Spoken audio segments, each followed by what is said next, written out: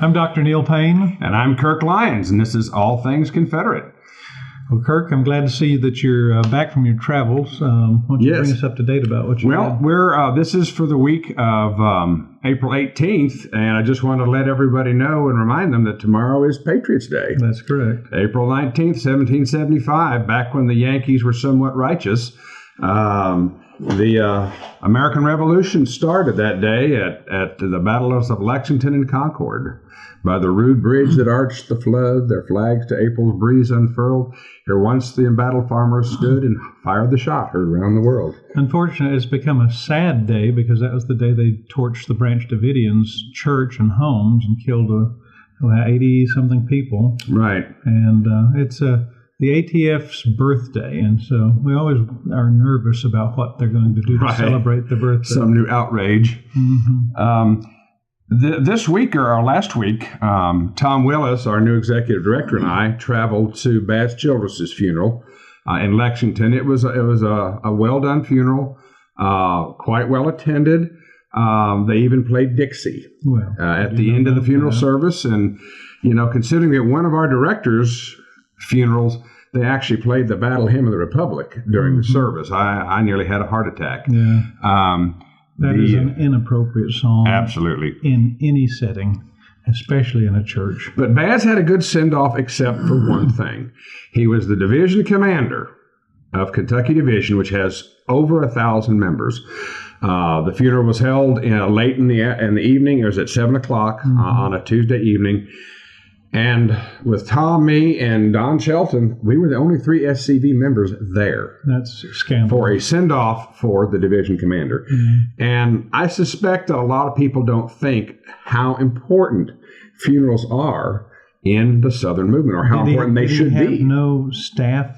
Was there nobody on the staff of the division? Did he have no staff officers? A lieutenant commander, adjutant, second lieutenant commander, all of that. I mean, it's a functioning division. There really is no excuse that should not have. He should have gotten a state funeral. Absolutely.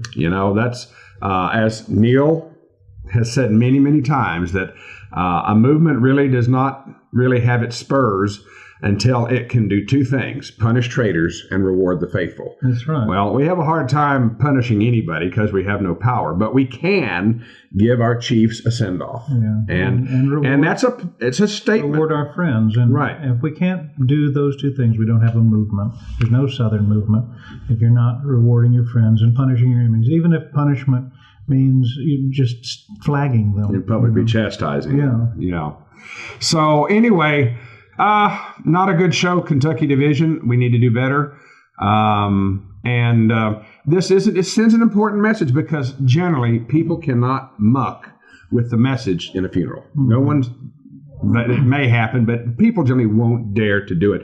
So generally, it's a way of sending a message of encouragement to other members and showing them that here we are and we're sending off one of our chiefs and you can't say a thing about it. Mm-hmm. We can, as a matter of fact, I've actually talked about making a Confederate flag pole that we would keep here at our office and make it available for Confederate funerals. And as a matter of fact, when I worked at the State Archives many years ago, I discovered a Confederate flag pall that was, I believe, used at the funeral of Albert Sidney Johnston. Uh-huh.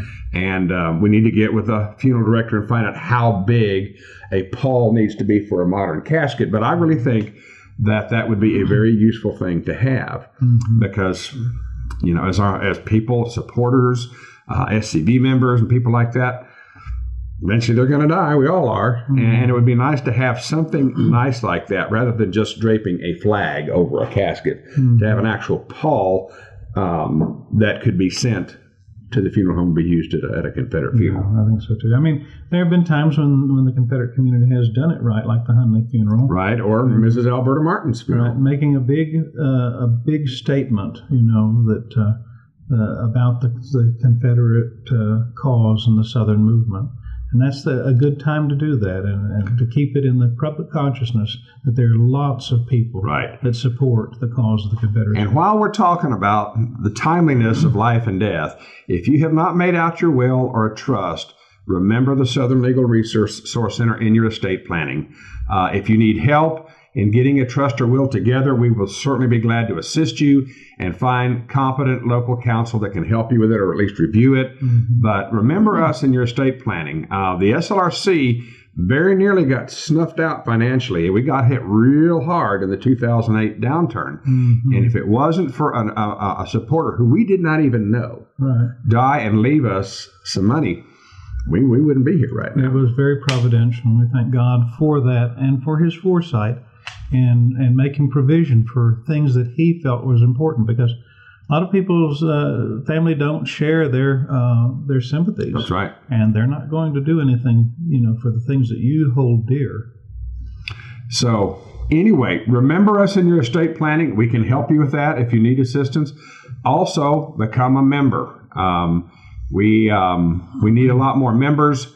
We're making the assumption that, the Rockefellers and the Gates and people like that are not going to leave us billions of dollars. But if all of you would become a member at $35 or your camp or chapter become a member at $200, we can make this thing turn around. We can make a mass movement of lots and lots of people. So we need lots of little guys to send us a membership.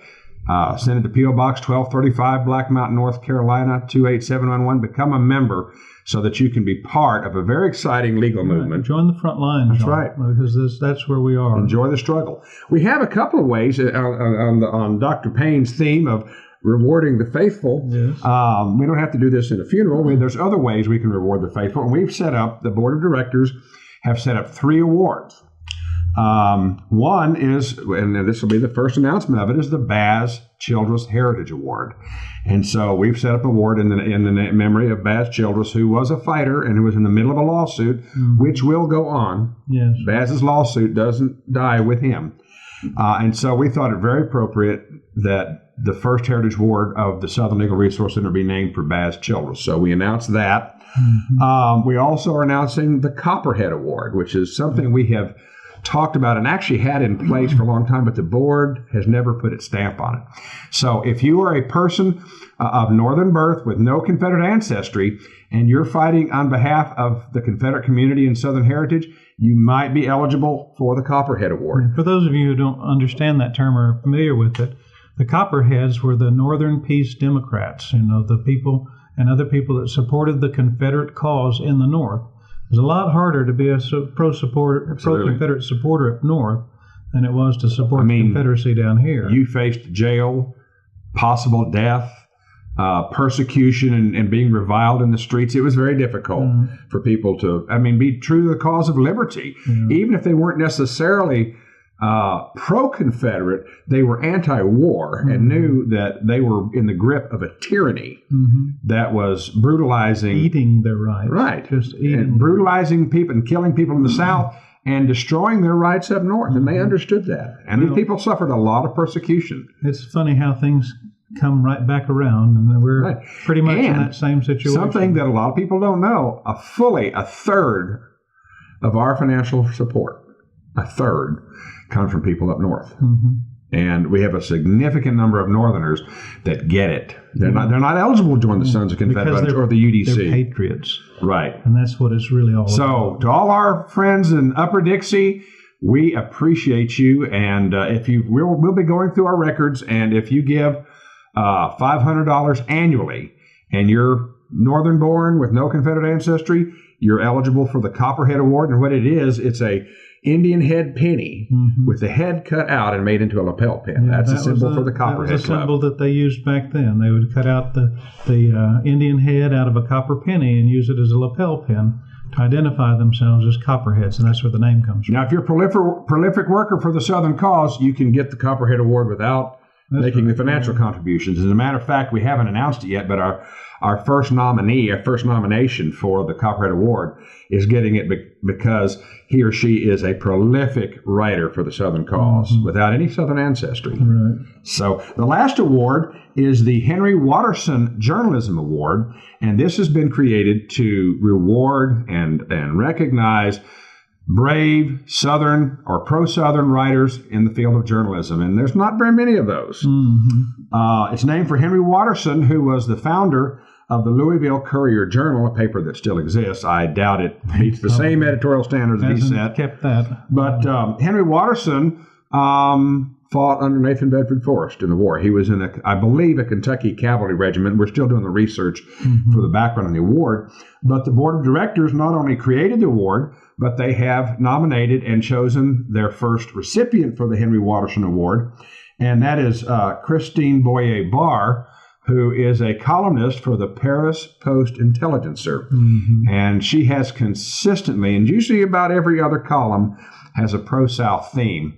And stridently pro-Confederate, stridently pro-liberty. Excellently written, too. She's a good writer. And she's received a lot of flack. There's a lot of people that just hate her. Apparently there's a whole cadre of liberals up there in Paris, Tennessee, which was Davy Crockett's congressional district.